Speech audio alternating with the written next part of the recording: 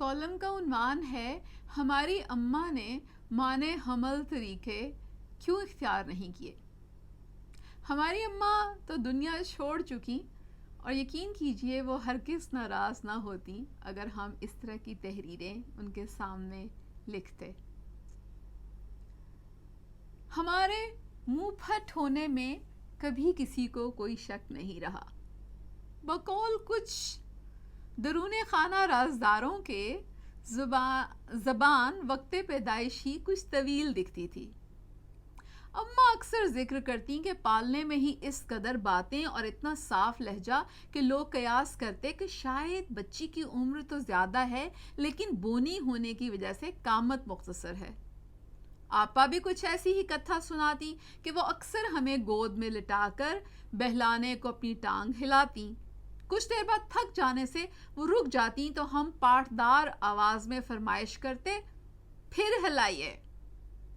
یہ تمہید آج ہم نے اس لیے باندھی ہے کہ آپ کو ان کہانیوں میں شامل کریں جنہوں نے ہمارے القابات میں بچپن میں ہی اضافہ کر دیا۔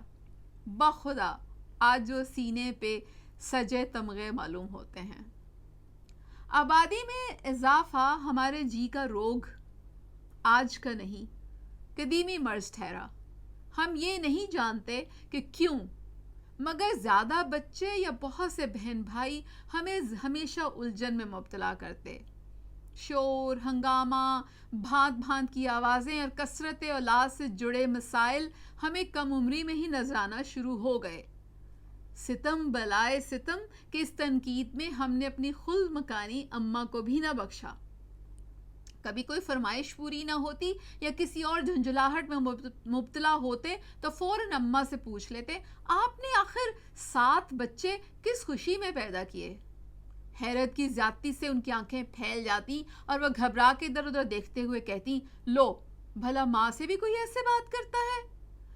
ہم اپنی بات پہ قائم رکھتے ہوئے اسے مزید آگے بڑھاتے، دیکھیے نا، جب گنتی 4 تک پہنچ گئی تھی اور بیٹے بیٹیوں کی جوڑی بھی بن گئی تھی، پھر باقی 3 کس خوشی میں؟ اب کہ وہ تاؤ کھا کے کہتی، یہ تمہارے سوچنے کی باتیں نہیں، بچوں کو ایسی باتیں نہیں کرنی چاہیے۔ لیکن کیوں اماں جان؟ دیکھیے نا، زیادہ بچے پیدا کرنا مشکل کام ہے، ماں کی صحت خراب ہوتی ہے، زیادہ کام کرنا پڑتا ہے، گھر بھڑا چاہیے ہوتا ہے، تعلیم کے اخراجات علیحدہ، پھر اتنے سارے بچوں کی شادیاں۔ اوف میرے خدایا، یہ لڑکی ہے یا میری ماں؟ عمر دیکھو اور بحث ہے کثرت اولاد پہ۔ بھاگو یہاں سے، اپنی تقریر گھر میں مت جھاڑو، وہ ہمیں گرکی دیتی۔ ہم تب سوچتے اماں کو شاید معنی حمل ادویات کا علم ہی نہیں ہوگا۔ پھر سوچتے، لو بھلا اپنی فلاں ہم عمروں سے ہی پوچھ لیتی جو 3 بچوں کے بعد فل سٹاپ لگائے بیٹھی تھی۔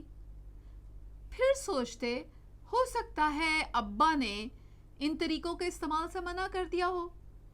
لو ابا سے اجازت لینا بھلا کیا ضروری تھی؟ چپکے سے کچھ استعمال کر لیتی، ابا کو بھلا کیا پتا چلتا۔ یہی کچھ سوچتے سوچتے اور سوالوں کے جواب میں اماں کی تیوریاں دیکھتے ہم بڑے ہو گئے، اور تب علم ہوا کہ معنی حمل اشیاء کے استعمال میں کیا کیا رکاوٹیں حائل ہیں۔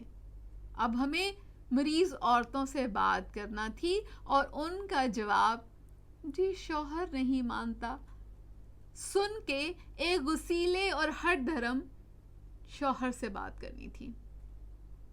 بچہ روکنا خلاف مذہب نہیں ہے، ہم کہتے، یہ ایسا ہی ہے جیسے آپ جلتی آگ پہ روٹی پکاتے ہوئے ہاتھ نہ جلنے دیں، یا پھر بیمار ہونے سے بچنے کے لیے احتیاطی تدابیر اختیار کریں، یا پھر پانی میں ڈوبنے سے بچنے کے لیے تیراکی سیکھیں یا حفاظتی جیکٹ پہنیں۔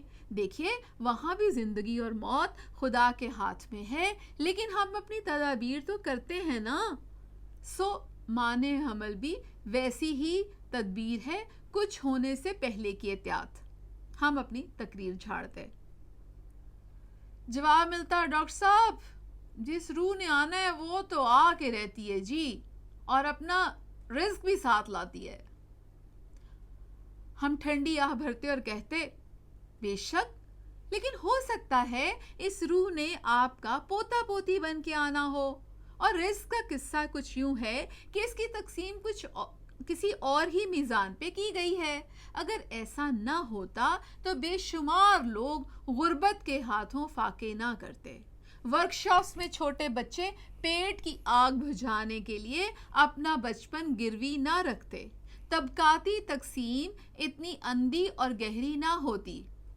ہماری تقریر سے بے چین ہو کے شوہر بے اختیار پہلو بدلتے ہوئے پینترا بدلتا. جی وہ تو ٹھیک ہے مگر میری اماں نہیں مانتی. وہ جی ہم 12 بہن بھائی ہیں نا. مگر یہ فیصلہ تو آپ میاں بیوی کے بیچ ہونا چاہیے.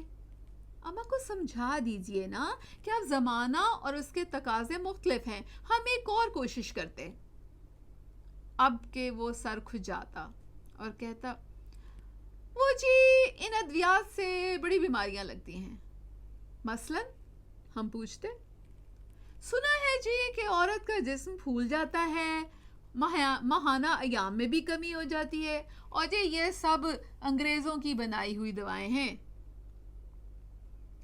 بات سنو, یہ جو تم نے ہاتھ میں موبائل پکڑا ہوا ہے نا, وہ بھی انگریزوں کا بنایا ہوا ہے, اور جس گاڑی پہ تم سوار ہو کے یہاں تک پہنچے ہو وہ بھی انہی کی شرارت ہے. اچھا سنو, اگر گولیاں نہیں تو کچھ طریقے اور بھی ہیں, جیسے کاپر ٹی. نہیں جی نہیں, وہ تو جسم کے اندر زخم کر دیتی ہے اور جسم کے اندر سے پیپ بہنا شروع کر دیتی ہے. وہ اچھل کے کہتا. ایسا نہیں ہوتا. نہ جانے کس نے تمہیں یہ غلط اطلاعات فراہم کی ہیں. وہ جی گھر والی کی صحت کے لیے ایسی باتوں کی خبر تو رکھنی پڑتی ہے نا جی. تو 2 احباب ہیں جو رہنمائی کر دیتے ہیں. وہ اطمینان سے کہتا. کیا آپ کے 2 احباب ڈاکٹر ہیں؟ ہم پوچھتے. نہیں, لیکن دیکھیے نا تجربہ بڑا ہے جی.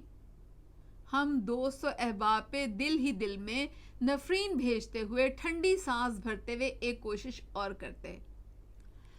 اچھا سنو, ویسے ٹیکے بھی موجود ہیں جو ہر 3 ماہ بعد لگوانے پڑتے ہیں. وہ لگوانے کی اجازت دے دو. نہ جی نہ, اس سے تو سنا ہے کہ ماہواری بند ہو جاتی ہے. ہاں 3-4 انجیکشنز کے بعد ایسا ہوتا ہے, مگر اس سے کیا فرق پڑتا ہے. او جی دیکھیے نا, وہ گند مہینے کے مہینے تو نکلنا ضروری ہوتا ہے. اوف, اب ہم اپنے بال نوچنے کے قریب ہو جاتے. اچھا سنو, پھر آپریشن کر کے مستقل ہی بند کر دیتے ہیں. نہیں جی نہیں, یہ کام ہمارے خاندان میں نہیں ہوتا. ارے بھائی تم اجازت دو گے تو ہوگا نا, ہم چڑ کے کہتے. نہیں ڈاکٹر صاحب, یہ خلاف شرع باتیں نہ کریں, آخر خدا کو جان دینی ہے. وہ بڑے اطمینان سے بولتا. اس ساری گفتگو کے دوران عورت سم بکمن بنی ساکت نظروں سے ہمیں اپنے شوہر سے الجھتا دیکھتی رہتی ہے. ہم احتجاجاً چیختے ہوئے کہنا چاہتے ہیں کہ کیا بھی مرد سمجھ سکے گا کہ حمل کی پیچیدگیوں سے نبرد آسماں ہونا کس قدر جان لیوا ہے, اور پھر بے شمار بچوں کی ماں بن کے اس زندگی کا خراج دینا کیا معنی رکھتا ہے. عورت کا جسم ایک ایسی ملکیت ہے جس کے بارے میں وہ کوئی بھی فیصلہ شوہر اور سسرال کی مرضی اور دستخط کے بنا نہیں کر سکتی. بالکل ویسے ہی جیسے ریوڑ کا مالک فیصلہ کرتا ہے کہ کب کون سی بھینس پریگننٹ ہوگی.